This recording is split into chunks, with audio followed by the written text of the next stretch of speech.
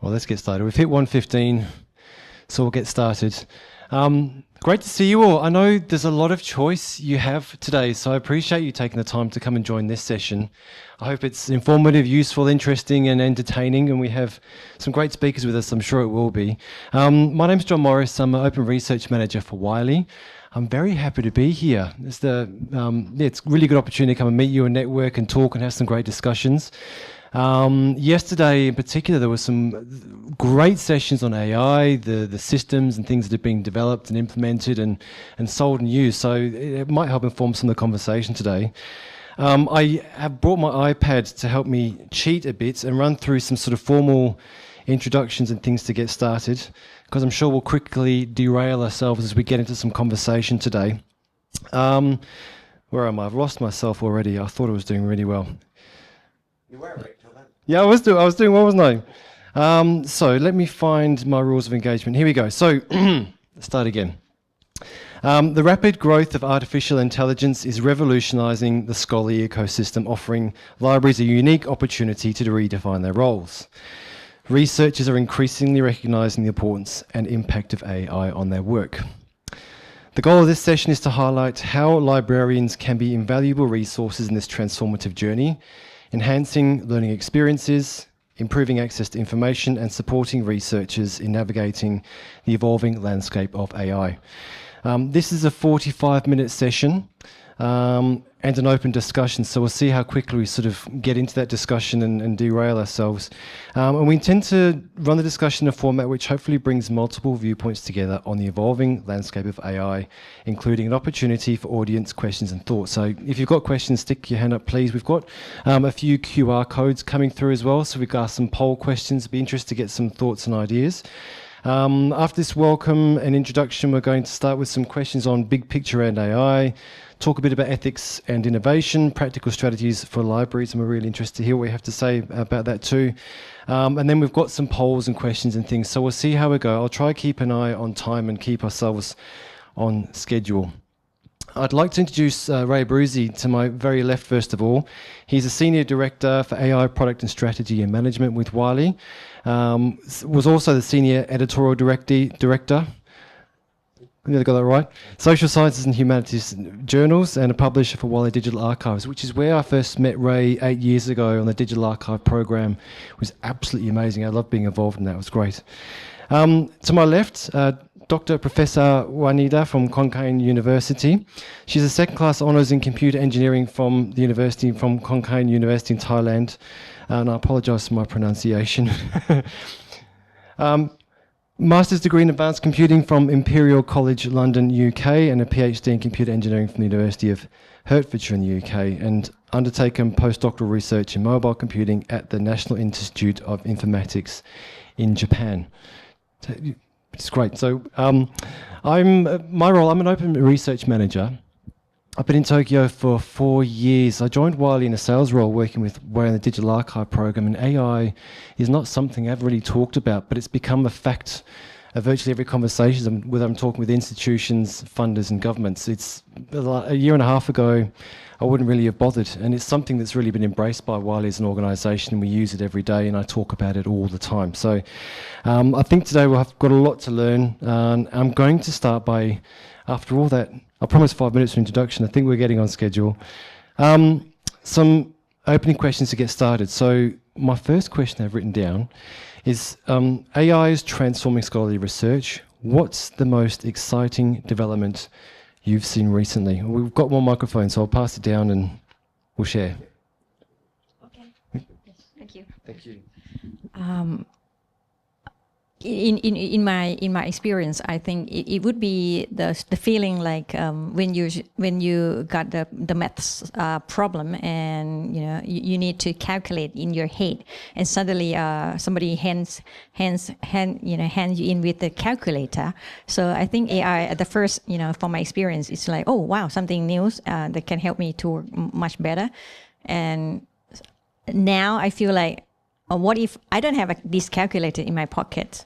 can I still be able to, calculate in my head? So that is my first feeling. I don't know whether you've been in, library products and lots of, changing of the customer behavior. What do you think about AI?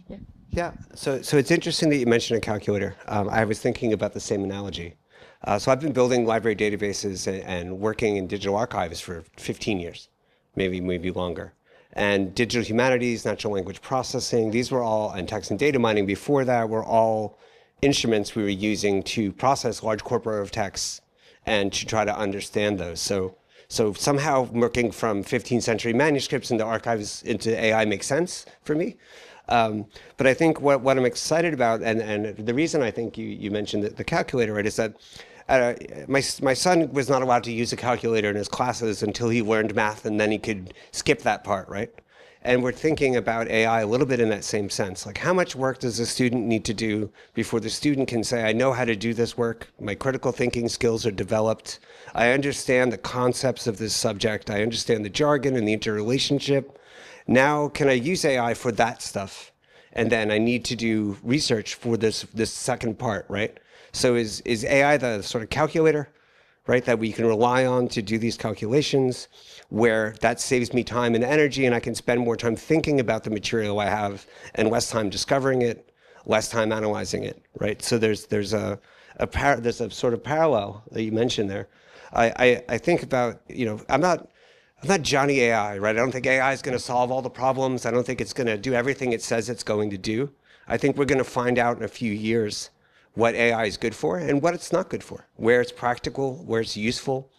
And what we understand from researchers and from students is that they need guidance. They need guidance from librarians. We heard yesterday in the Clarivate session that one of their research surveys said the same thing, right?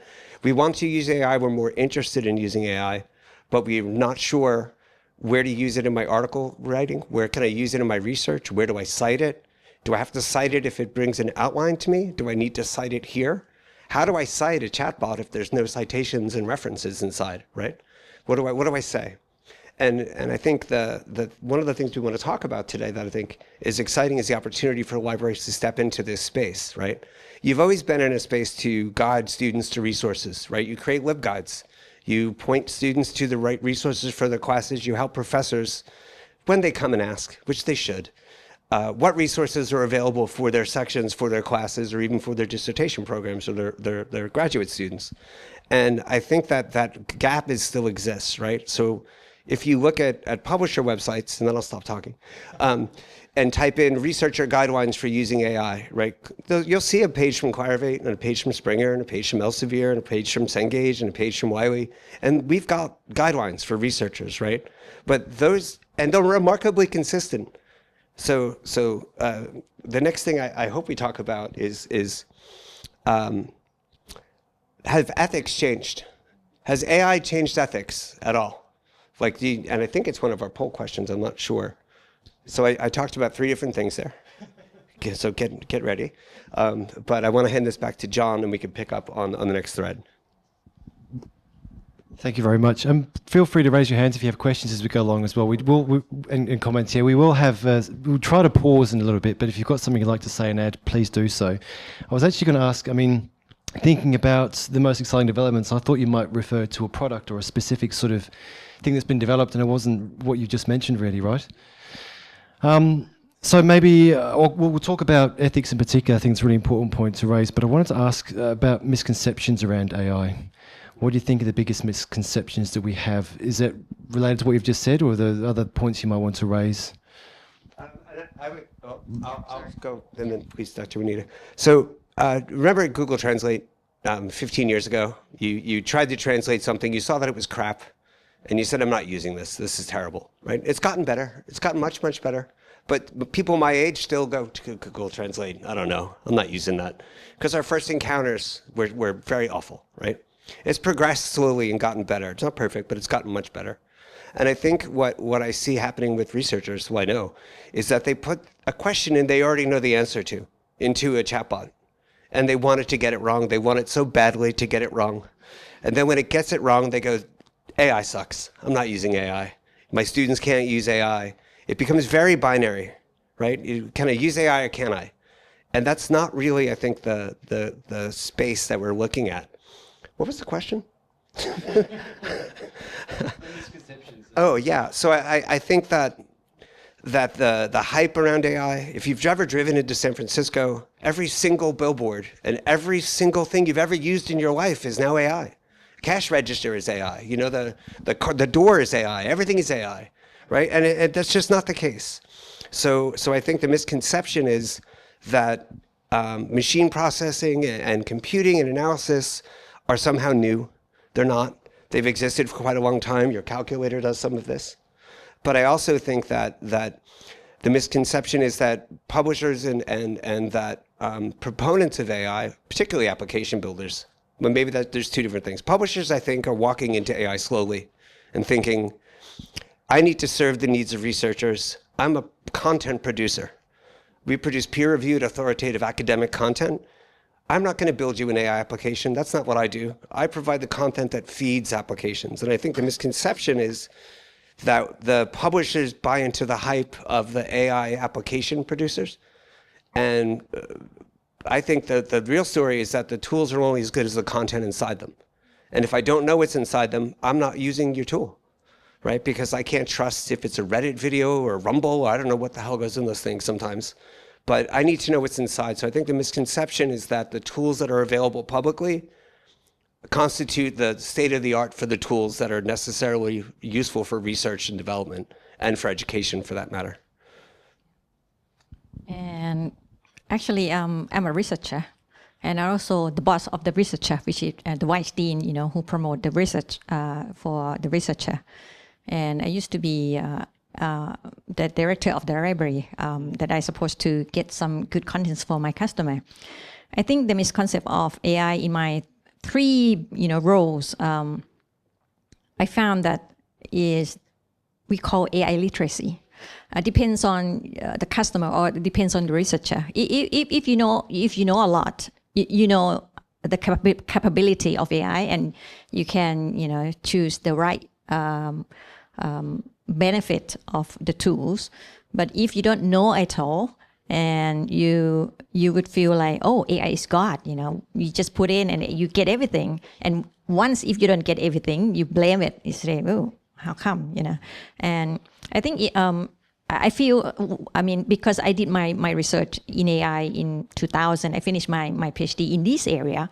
The first time when I get back to my country, I felt like no one knowing this kind of thing. I feel like, just like right now, people, we have, I think three type of people. The first one say not quite sure in the future, and they say, oh, maybe just the buzzword, AI is just the buzzword, and then just forget it for now, and then maybe I should be okay. But the third, the second type of the researcher would be, oh, exciting, but I don't know how come, how can I use it, or how limit of that I can, utilize it. Can I use this as a writer, or can I, editing the image, or can I synthesize the data?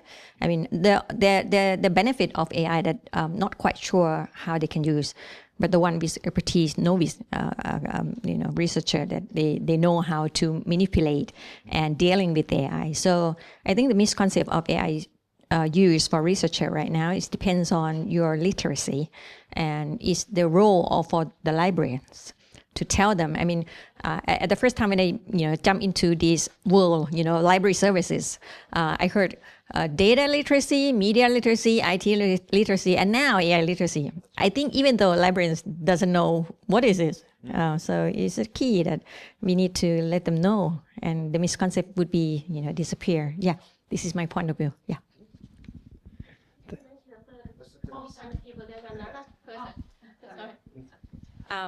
My third one, because I'm the one who direct the direction of how to promote the policy, and again, I mean, the leader, if they up to date what's going on of the AI world, then they would choose the right strategy. I would say that I'm not jumping to the tools, because lots of tools are available, 10,000 million models to choose, but it depends on your budget. It depends on your aims of you would like to promote to your customer. Because I'm from higher education, I expect that some of my students would know something. But if you're running the libraries in the school, you have to be careful something because at the kids, the certain type of kids, especially, I would like to ask you back, John, because you work in the Western side and also now you're in Japan. I don't know whether you find when you deal with different customer, especially Japan would represent the east side of the world, and from UK or Australia would be the western side.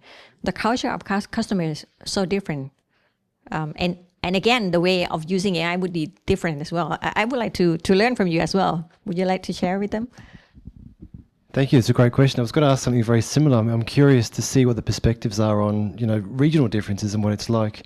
I'm not sure if it's necessarily a Western versus Eastern sort of perspective in the use of AI. I mean, based in Japan, you've worked with the National Institute of Informatics, and I was really interested to see, we visited in November last year, and NII has put together some exceptional tools.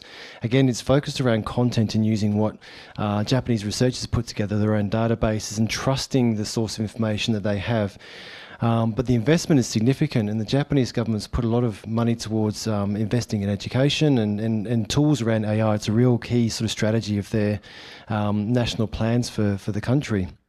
But that's very different from, I guess, where we are here and other parts of. I'm focused on and interested in what's happening in APAC.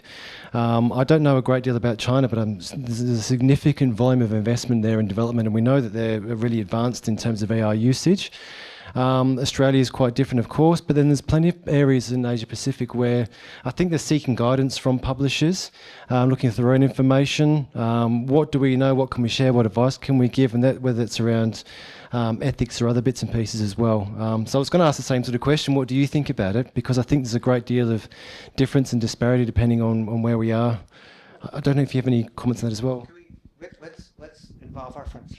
So we've got some QR codes, but I wanted to do a show of hands. How many of your libraries, if you represent a library, have an AI policy posted on your library site or your website? One? One, twice? Two? three times once? Right, and the other question I would ask, how many of your professors have AI policies in their classrooms? Yeah, see? So there's a difference there already. Right now, is the answer to engage with the professors and ask them what their policies are and formulate together a policy across classrooms? Because if I was a student in your school, and this professor says I can do this, that professor says I can't, the library has a page that says I can do these things, but I can't do those things in this class, right? So what is the basic level of agreement in policies across the educational group in your faculty teaching? And then is there another level in the library for engaging with resources? And then if you support research labs or research departments or graduate students, are the rules different there, right? So it's something to think about when formulating these policies. If you don't have buy-in from the faculty, you can promote a policy that the faculty will just say no, right? Which is, hey, the faculty. But I think there's an opportunity to take guidelines that are from publishers and from other more agnostic sources and bring those in as shared policies rather than creating a new one for every single library, for every single class. And as a student, I know I would welcome that, because now I know I can do the same things in each class. Maybe it's different for STEM than it is for social sciences. I don't know. Oh, good, a question. Hi. Thanks. Thank you. Hi, I'm Tasha from Counter, but I'm actually speaking with my UKSG Treasurer's hat on at the moment. There was a really interesting conference presentation last November from the University of Wolverhampton, where the library and faculty co-created a matrix about how students could use different types of AI at different points in their projects. And that's been rolled out across the university through all the departments and is also now being used by faculty to provide information to publishers about how they have used AI in their research projects. And that's sort of being picked up. I know a lot of my UK colleagues are picking that up in other universities, but the thing that I would like to ask you, we talk about AI, but it's not one thing. It's so many different tools with so many different applications. So where is the line for you about where it is ethical and appropriate, and where do we have to be transparent about where we've used it, and where is it just not right? Yeah. Thank you very much. Oops, cheers. Actually, I would like to draw the story before AI is coming. In order to become a researcher, you need to be, what do you call it? Research ethics in your blood. Because everything you make the finding, not just for your benefit. The finding from your research, it would be benefit to the others, to the community. So whatever is the output from your work, you have to respond, And suddenly, AI is coming, just like a calculator. If you calculate it wrong, then the people will read the wrong data, they read the wrong meanings from your work. And at the beginning, in the introduce of AI capable of writing, it quite surprised that OpenAI has the ORCID ID, because yes, the researcher accept this tool to be a writer and cite them as a researcher, but actually this object, they're not capable of responsible, because if everybody confused or would like to ask more what's going on of your work, then this guy cannot talk, it's just the software, right? And now the publisher and I say, no, we not accept any object that not human being to be a writer, okay? And some publishers still allow researcher to use the image, AI image generator, because it's we have to admit that researcher we're not good at writing, drawing a diagram. We need some tools, but suddenly again AI is too good. They did something too much, too good, and some publisher again say, oh, I don't know which one is real or not real. So some publishers do not accept the image editor. So I think the lines of how AI can be involved in our research process and how we not allow them to be in part of us. I think if we, how can I say? I cannot answer you properly because AI technology is still moving fast. Are still moving a lot and also moving fast. Sometimes it would be nice if we just let them do just like us. No boundaries, because it's too good. I mean, even though we try to use lots of human beings to try to work this out, just like drug discovery, we try to this million years, but we still cannot find the answer. What's the point? Just stop them. Say, hey, this software cannot do it. You have to do in some kind of boundaries. I think, in my opinion, some kind of research, it would be nice to let them explore the possibility of how to use AI, but some certain type of research would leave something for human, because I think is what do you call it? It would be what I try to because I try to translate the slang, the Thai slang into the English word. Just like you can cook and I can cook, but the food looks so nice, but suddenly when somebody tastes your food and say, oh, you don't have the taste, you don't have the style. That's one the human being can do it, but the AI not yet can be it. But the company now, they aim to produce AI as general intelligent.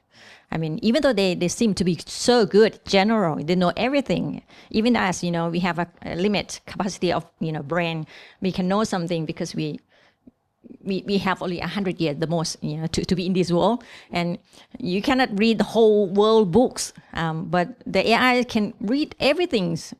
And it's going to be answer everything, but no test, right? The word testless, or no, no style. And I think some kind of research, they need some kind of styling and test. So this is my point of view. Thank you so much. So you also asked that thank you, that AI is not one thing. And I absolutely agree. The necessity for me at work, for researchers, is to cite their sources, right? To show all work, to prove their claims, right? You write a research paper, you state a hypothesis, you put sources into dialogue with each other, you propose your analysis, you see if the sources support your new conclusion. And if I can't cite my material, then that AI I'm using is no good to me, right? Even in a corporate job, I have to show all work, especially if I'm asking them to spend money on things like, please build this. And they say, well, what's your proof? I can't go, well, the AI says it's, don't shoot me into space and don't cut me open if you can't tell me where the sources came from for your information. So I think the RAG applications, right, where the material runs out, comes back with generative AI and a DOI that links to the material they use to formulate that, is going to be the critical tool for students, for educators, for faculty, for researchers. If I can't cite my sources, this thing's not useful to me. Maybe useful for literature summarization?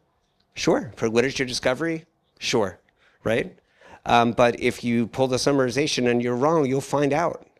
Right? So how reliant are you on the summaries? And you have control, I think, with AI in some of these, right? You can tell the AI, I want a confidence level for every answer, right? And I was going to ask if your ethics have changed, if your way you think about, but I just want to say, so I have instructions in my Copilot notebook, right? I say, only look at these sources.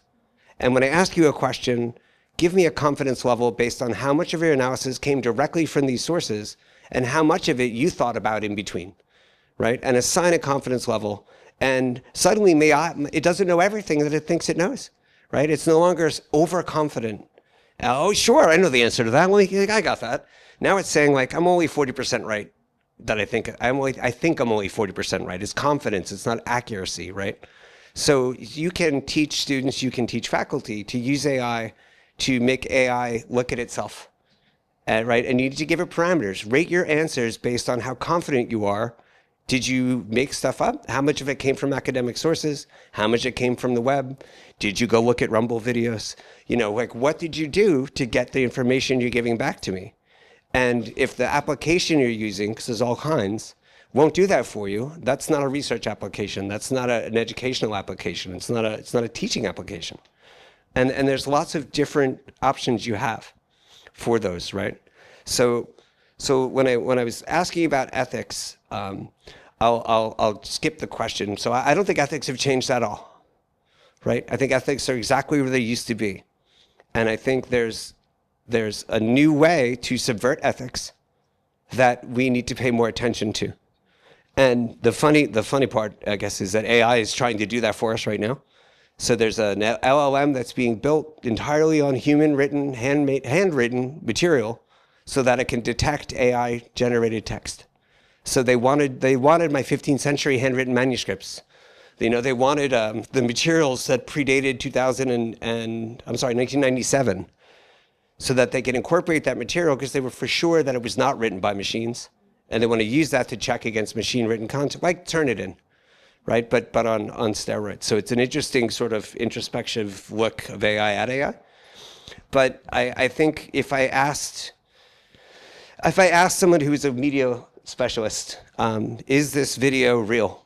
How would you tell if it's AI or not AI? What are the three things I could tell you that I'd be able to detect this? I couldn't do it. I don't think a media literacy person could do it. I don't think an information literacy person could do it, right? It's just not simple to detect these things. So the policies that you put in place, the guidelines you put in place, they need to be there, right? We don't want students to fail. We don't want students to be drummed out of school for misusing something. We don't want faculty to fail in their educational goals. So you were talking about cooking, Dr. Juanita, and I was thinking about driving, and I like to cook, and it has flavor. But I don't know how to get around New York City the way I used to know how to get around New York City, because I don't think about it anymore. I just, boop, boop, boop, where do you want to go? Turn left, dummy, turn left, turn right, dummy, I turn right, right? So I am losing a skill that I had. I remember all my friends' phone numbers from grade school. I don't remember my son's phone number right now. I know it's got a 3. Right? I can find his name on my phone, but if my phone blows up, I'm not sure I can call my kid. I might get a tattoo. So it's what are we trading off in these, right? And that's something to think about in terms of ethics, but also in terms of policy. I was on a panel about researchers and educators using AI to teach, right? Teaching my kids the right prompts. Send me the 5 prompts you've written for this essay, and I will help you with the right prompt. And then we use that prompt and work from it, directly engaging with AI in the classroom, right? But at the same time, it's what critical thinking skills are we expecting? And the educator said, I think the exams today are going to be one kid in a classroom under a light answering questions verbally with no resources in front of them, because it's going to be the only way they can prove that they know what they're talking about, right? Is just sitting there and, it's like an interrogation. It's like you're defending a dissertation, but you're in 6th grade. So it's a very difficult position without a policy, without a guideline, not just for researchers and for graduate students, but for primary school students who are way ahead of us, way ahead of me. I caught my son using AI. He's supposed to read 3 books every summer. And he said The Hobbit was a very wholesome story. That was one of the things he told me. And I said, come here. We've never said the word wholesome in this house in our lives. We're not unwholesome people, but where did you get this? And he said, I've been using this. And I said, God, you little shit, But this is a 14-year-old who's way ahead of what I was expecting. And I think that class is your freshman right now, right? They're way ahead. And if they don't have a policy and it's not enforced, then the educational system, I think, may crack. And that's one of my worries about ethics and concerns. Yes. Oh, sorry. Sorry. I saw her. Sorry. Thank you. Nikki Agee, I'm at Carnegie Mellon University, so what I'm about to say might be a little weird coming from someone at CMU. But I think another part of this ethical dilemma that we're in is that no policy is going to fix, is that we are, by developing policies that make it okay for students in whatever dimension to use AI, we are prioritizing certain types of knowledge, digitized knowledge, deprioritizing qualitative work, deprioritizing the undigitized, deprioritizing the anything that's not sort of first world, right? And we're making that the norm. So every time we make another policy that says, okay, this is how you can use AI, we are not encouraging our students, our dissertation writers, anyone, I'm from the humanities, right? Like, we're not encouraging people to go beyond, to go into an archive, to go talk to people. So that is a huge ethical quandary for how we are shaping what research will look like every time we're like, okay. Yeah. Because you mentioned archives and humanities, thank you. So when I first started digitizing archives, I worked with advisors on 18th century collections, online, these large collections. And the advisors, the researchers working with me, when we made it, they said, wait a minute, students can use this? And I'm like, yeah, you jerk. Like, it's not just for professors, it's for people who want to do research in archives. So the primacy we gave to digitized collections means that all the things that were not digitized somehow are not less important, right? This mirrors when photography was invented and painters went, what the hell, right? We used to paint, we used to be the primacy of art, now there's photography. That's not art, right?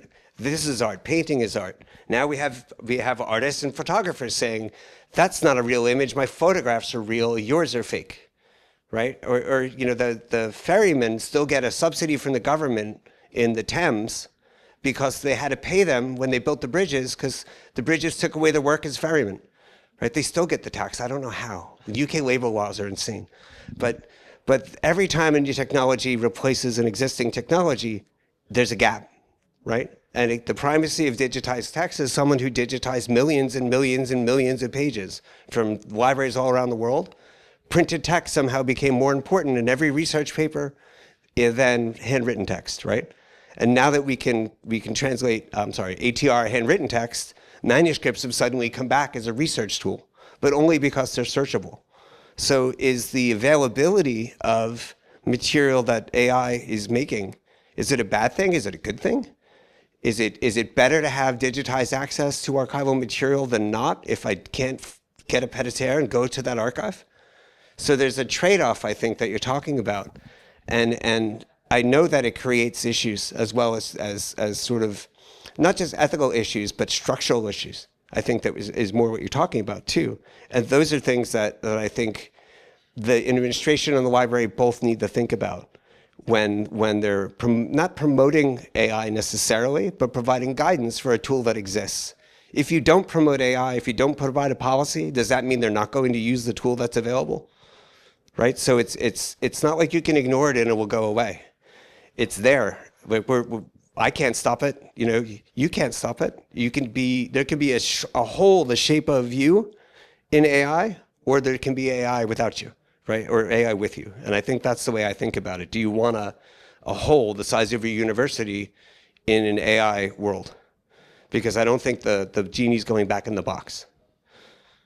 Yeah. I have a question for the professor.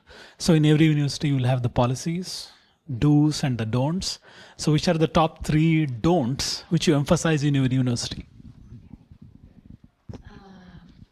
Actually, my university providing the policy for class and also for research. The top 3 don't is to write the content. I mean, how can I say? Because my student, my researchers, my research student, they know too good because we are from computer, department. They know the capable of them. They just say, "Oh, I'm too lazy to write because I don't have time to think. Just think for me and write for me," and that is not allowed because we allow them to use. I mean, we allow them to use AI as a augmented intelligence, which means helping. If you have your own, if you have your knowledge, and then let them shaping the way you would like to, communicate to the others, but not use them at the beginning. So the top one, and the second one is to don't. If you use it, you have to tell that you use it. But kids these days, say, it's my work, it's my prompt, so it's my work. But AI again, it's too good to use AI, detect the AI tools, So if you just like even though no AI, I'm asking John or Ray to help me to do something, and they say, okay, because they do too good. I don't want them to be known that they're good, better than me. They work better than me. So this is human feeling. So don't even though you use it and it's very good, just let other people know. Just transparency, because no secret in the world. Even though I'm professor, I might be suddenly Vanita, normal Vanita. I'm not saying professor is a god, but I mean, my professorship might be, disappear if I just say, okay, I'm not using it. This is my work. I'm lying. So, the top 2, and I think the top 3 is to don't confuse. I mean, sometimes because everybody think AI is God, they can do everything for you, and we try to allow them to use some certain job, but not confuse that they can do everything for you. I have a question. I mean, before AI is coming, most of my students would say, "Professor, can I use this tool?" Right? But once AI is coming, they use AI and they said, "Oh, I already let AI write the words this for me.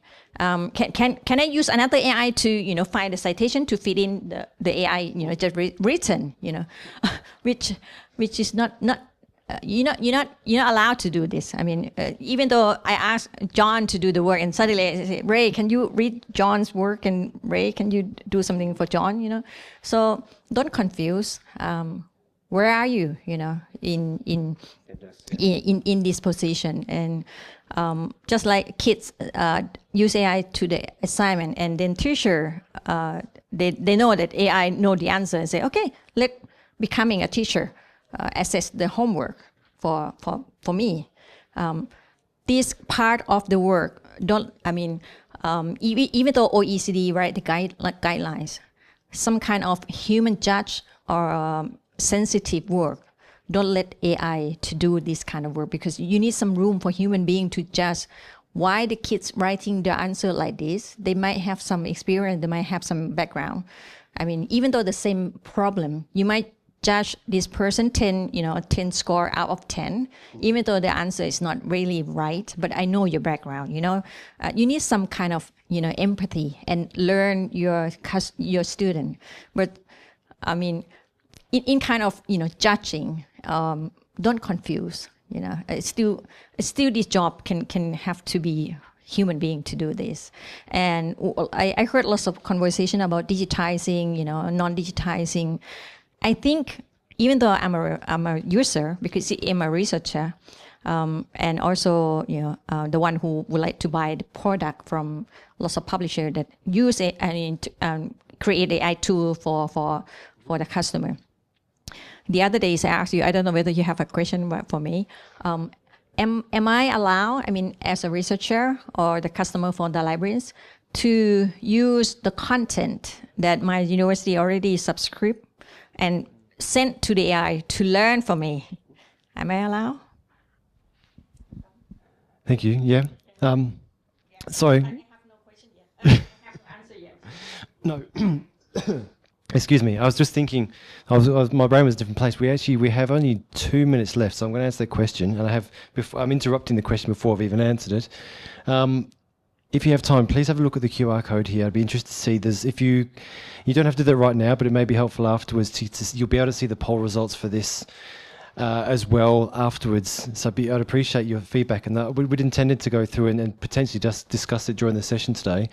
But you'll be able to see the results of that online, and it's purely for your information and maybe to drive some conversation later on. And I'm completely ignoring and derailing the question as we go along. But because we have... The answer is yes. Yes. Because we have 3 minutes left, so I just want to make sure if there's some questions, some burning questions you have, I'll pass the microphone on. Thank you very much.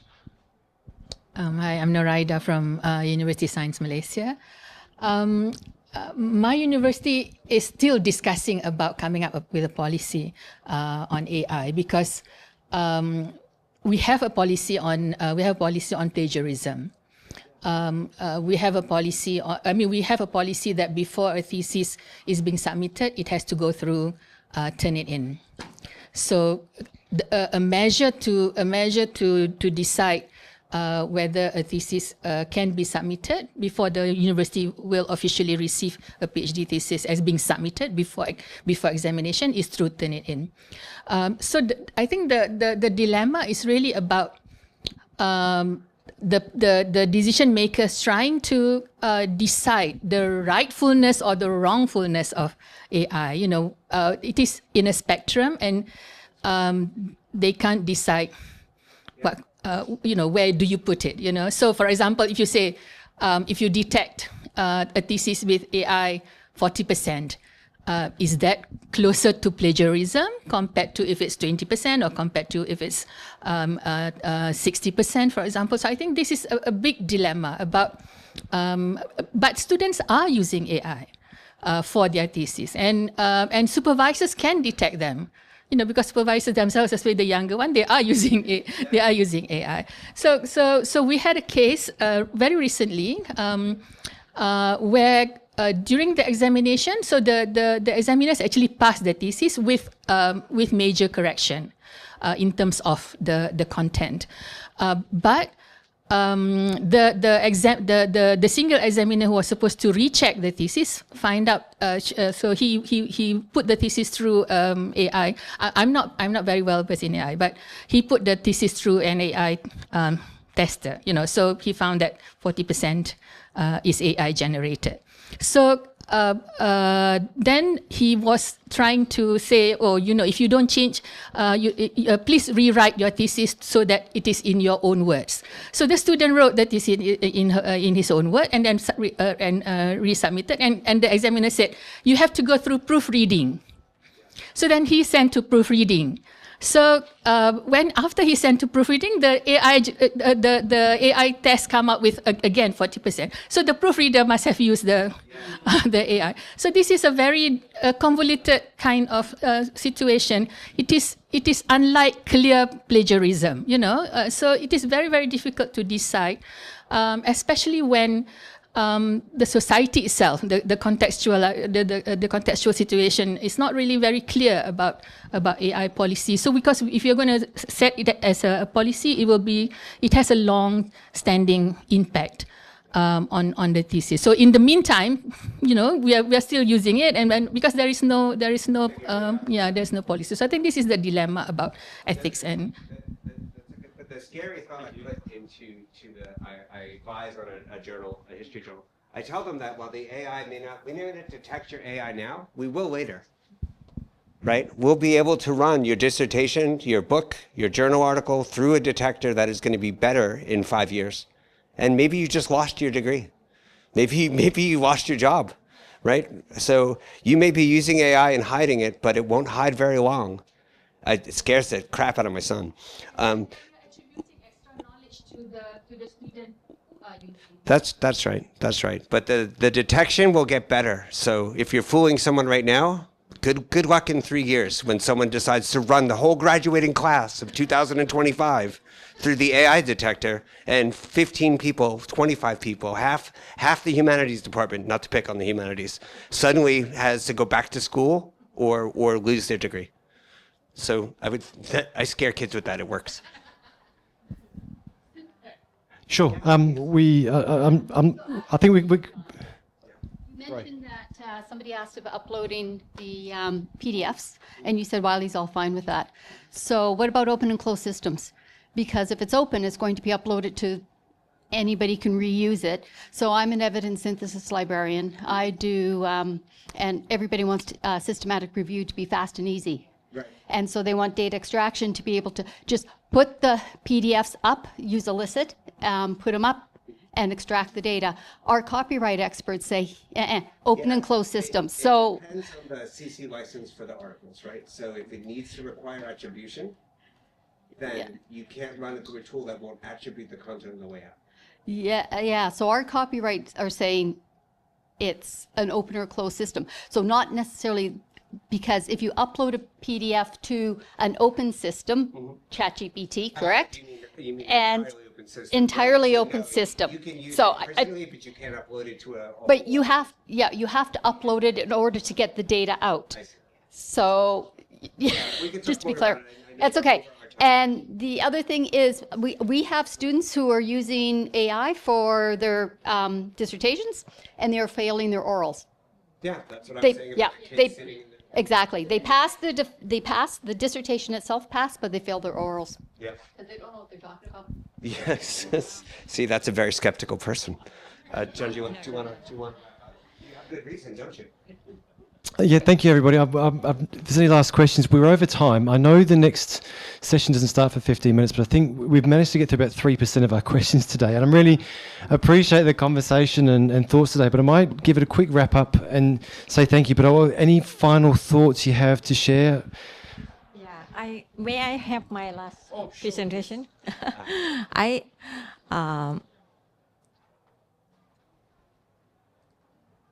Juanita, yes. This is my feeling for this discussion. I don't know whether you think the AI is your friends or foe, but sorry. There you go. Again, sorry. Put it in. Yeah. I'm not mentioning about the benefit, right? But I would like to address the last number 4 and 5 here. It seemed like most of the question from our discussion is about not quite sure whether should we have or the limit lines of using AI. Sometimes if you don't know good enough, you don't have AI literacy enough, you might going fast because, everybody use calculator, everybody use AI, I have to use it. And suddenly something might happen in the near future that you not carefully think. But if you think too much, number 5, I feel like now AI even make the world, separate. Global AI, we call divine. Before that, we call somebody has digital, somebody has analog. Digital divide. But now, I think if we don't jump into this trend, it's gonna be the global AI divide. This is my feeling from part of the researcher. Yeah. That's right. Right. I said enough. Thank you. Thank you very much indeed. And I'd like to say thank you very much to Dr. Juanita. It's a real pleasure to meet you. And thank you to Ray, who's traveled 30 hours to get here, like some of you have as well. So thank you very much. I appreciate you taking the time to choose this session to participate in, and enjoy the rest of your conference. Thank you.